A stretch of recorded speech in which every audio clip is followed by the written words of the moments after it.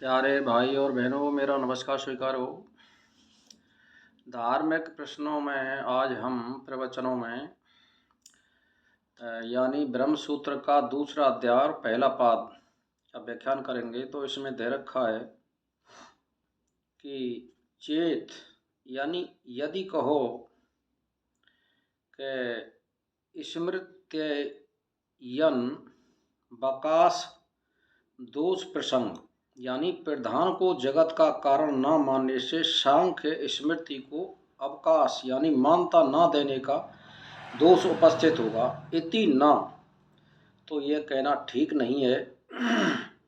तो इसमें भावार्थ दे रखा है, यदि कहो प्रधान को जगत का कारण मानने से सांख्य स्मृति को मानता न देने का दोष उपस्थित होगा, तो ऐसा कथन उचित नहीं है, क्योंकि उसको मान्यता देने पर दूसरी अनेक स्मृति को मान्यता न देने का दोष आता है। अब यहाँ प्रधान का जो अर्थ किया है, जगत का कारण न मानकर ब्रह्म को ही एकमात्र कारण मानने से सांख्य शास्त्र की उपेक्षा होती है। तो प्रधान प्रकृति को ही जगत का कारण मानता है। इस विषय में ग्रंथकार अपना समाधान देते हैं कि इस विषय में जो वेदानुकूल स्मृतियाँ हैं वे ही प्रमाण हैं। सांख्य वेदानुकूल नहीं होने से मान नहीं है। यहाँ स्मृति जैसे गीता, विष्णु पुराण, मनुस्मृति आदि में जगत की उत्पत्ति परमात्मा से ही बताई गई है।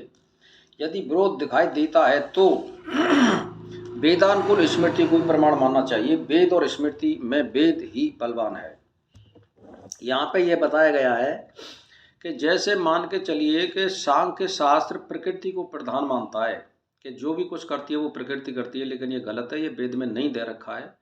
प्रकृति का मतलब है पांच भूत। पांच भूत उत्पत्ति कभी नहीं कर सकते, इसका मतलब ये होता है, और उत्पत्ति करने वाला ब्रह्म ही होता है। तो इतरेशम चानुपलब्धि यानी अन्य स्मृतिकारों के मत में प्रधान कारण बाद की उपलब्धि नहीं होती है, इसीलिए भी प्रधान को जगत का कारण न मानना ही उचित है। यहाँ भी यही बात बताई गई है। अन्य स्मृतियों में भी कहीं भी सांख्य शास्त्र के अनुसार प्रधान को जगत का कारण नहीं माना गया है, इसीलिए सांख्य शास्त्र को प्रमाण नहीं माना जा सकता है। यानी सांख्य शास्त्र को वेदानुकूल नहीं होने से उसको प्रमाण नहीं मान सकते हम। कहने का मतलब यह, सांख्य शास्त्र इस पर जोर देता है कि प्रकृति स्वतंत्र है और प्रकृति रचना करती है, सृष्टि करती है, लेकिन ये गलत है। वेद नहीं मानता इस बात को। और अंतर्यामी रूप से इन पांच तत्वों को बनाने वाला ही ब्रह्म है। अंतर्यामी रूप से इनमें वो रहता है, पांच भूतों में। इसका मतलब ये होता है। तो सांख्य मत की भांति पातंजलि योग दर्शन भी जड़ प्रकृति को सृष्टि का कारण मानता है। अतः पूर्व सूत्र में इसका भी निराकरण हो गया है कि इसका मत भी अमान्य है, क्योंकि यह भी वेद विरुद्ध है। यानी कहने का मतलब यह है कि योग दर्शन भी प्रकृति को, जड़ प्रकृति को सृष्टि का कारण मानता है। कारण तो है, जैसे हम कढ़ी बनाएंगे तो वो तो दही या छाछ से बनेगी, दूध से तो नहीं बनेगी, ये तो मान रहे हो आप। लेकिन वो दूध से ही दही और छाछ बनी है, ये तो आपको मानना पड़ेगा। ये जो उदाहरण यहाँ पे पेश किया है कि भाई योग दर्शन भी मानना है कि जो प्रकृति के कारण सृष्टि होती है, लेकिन आप दिमाग में सोचिए कि अगर कढ़ी से छाछ बनती है और दही से बनती है, लेकिन दही और छाछ कहाँ से आता है? ये दूध से ही बनता है। नाम इसका दूसरा रख दिया गया है। इसीलिए भाई और बहनों, उस मूल तत्व को समझो कि इसका मतलब क्या होता है। इसीलिए जो प्रकृति है, प्रधान है, पांच भूत हैं, ये सब परब्रह्म परमात्मा के बनाए हुए तत्व हैं और उसमें सूक्ष्म रूप से वो ब्रह्म ही निवास करता है, ये मतलब होता है। तो आगे दिया है इसमें, नए विलक्षण त्वादस्य तथा त्वम च शब्दात्, यानी चेतन ब्रह्म जगत का कारण नहीं है, क्योंकि यह कार्य रूप जगत उस कारण से विलक्षण जड़ है। इसका जड़ होना शब्द वेद प्रमाण से विरुद्ध है। इसमें सांख्य मत के को मान्यता देने के पक्ष में कहा गया है कि चेतन जड़ ब्रह्म जड़ जगत का कारण कैसे हो सकता है। तो चेतन से विलक्षण है, कारण से कार्य का विलक्षण होना युक्ति संगत नहीं है। इसीलिए अजय तन जड़ जगत का उत्पादन कारण ब्रह्म नहीं हो सकता। ये यहाँ पे उदाहरण दे रहे हैं, लेकिन आगे फिर इसमें शंका समाधान होगा कि वहाँ तो उन तत्वों के अभिमानी देवताओं का वर्णन है। यह विशेष शब्दों के प्रयोग से उन तत्वों के देवताओं को प्रवेश का वर्णन होने से सिद्ध होता है। छांदो उपनिषद में और ऐतरो उपनिषद में अग्नि, तेज, अग्नि, वायु आदि तत्वों में उसके अभिमानी देवताओं का चेतन के जैसा वर्णन हुआ है। इसलिए ब्रह्म को जड़ जगत का उपादान कारण बताना ठीक नहीं है। तो क्योंकि उसके चेतन से सर्वदा भिन्न है। लेकिन ये मैं आपको एक ही बात स्पष्ट कहना चाहता हूँ कि ये सब जितने भी चीज आई हैं ये सब ब्रह्म से आई हैं। जड़ हो या चेतन हो, ये ब्रह्म से ही निर्माण होता है। इनका नाम दूसरा रख दिया गया है समझाने के लिए केवल। मैंने ये कई बात दी आपको, कढ़ी किससे बनेगी, छाछ और दही से, लेकिन ये दूध से बन रही है।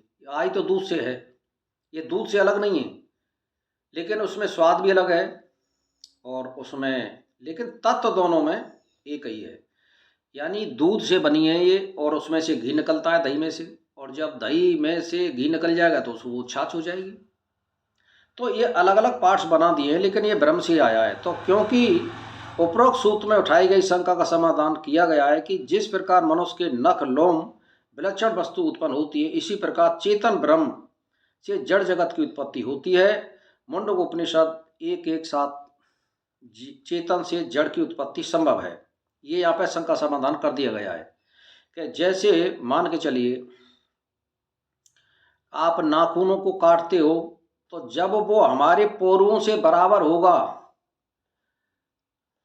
तो काटने में वो दुख होगा, अगर पोरुओं की तरफ चलोगे तो। और जो बाहर निकल जाता है हम उसको काट देते हैं तो वो जड़ है।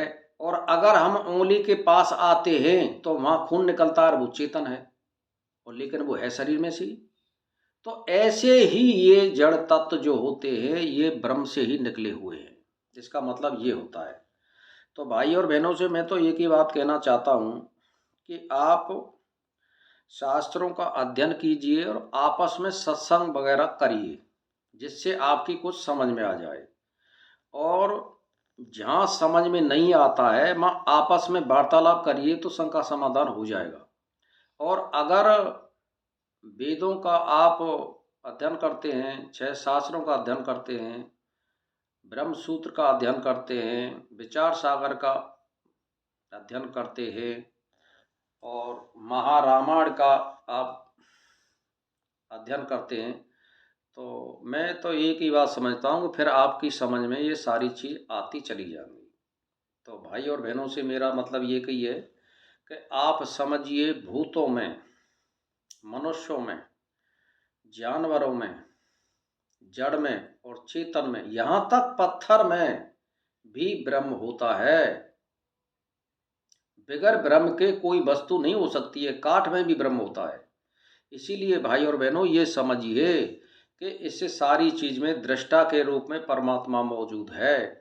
तो इसीलिए मनुष्य को ये समझना चाहिए कि जब सब जगह परमात्मा है तो मुझे गलत कार्य नहीं करना चाहिए, और वो मुझे दृष्टा के रूप में देख रहा है और पल पल की नजर रख रहा है वो।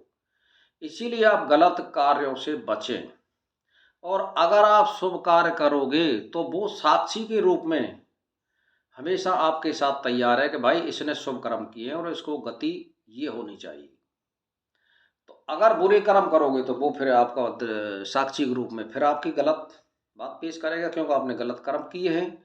इसीलिए भाई और बहनों से तो मेरा मतलब ये ही है कि वेद मत में तो एक ही बात दे रखी है कि जो भी कुछ ये सृष्टि होती है, जड़ वगैरह, ये सब ब्रह्म से ही सिद्ध है। तो इसमें दे रखा है पूर्व सूत्र में बताते हुए दोष नहीं है, क्योंकि ऐसा बहुत से दृष्टांत उपलब्ध होते हैं जिसके कारण में कार्य के विलीन हो जाने पर भी उसमें कार्य के धर्म नहीं रहने की बात सिद्ध होती है। निसंदेह पूर्व सूत्र में बताए हुए दोष नहीं है, क्योंकि ऐसा बहुत से दृष्टांत उपलब्ध होते हैं जिनके कारण कार्य के विलीन हो जाने पर भी उसके कार्य के धर्म नहीं रहने की बात सिद्ध होती है।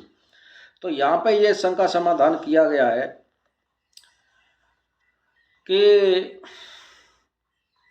कार्य के कारण में विलीन हो जाने पर उसके धर्म भी उसमें विलीन हो जाते हैं। जैसे आभूषण को गलाने पर स्वर्ण में आभूषण के धर्म नहीं रहते, और घड़े के फूटने पर उस मिट्टी में घड़े के धर्म नहीं रहते। इसी प्रकार प्रलय काल में जगत के ब्रह्म में विलीन होने पर उसमें कार्य के धर्म नहीं रहते।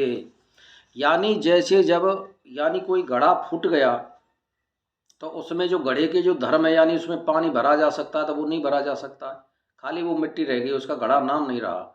ऐसे ही जब प्रलय हो जाती है तो वो सब ब्रह्म में एक तरह से विलीन हो जाते हैं, जैसे नदी और नाले समुद्र में मिल जाते हैं, विलीन हो जाते हैं।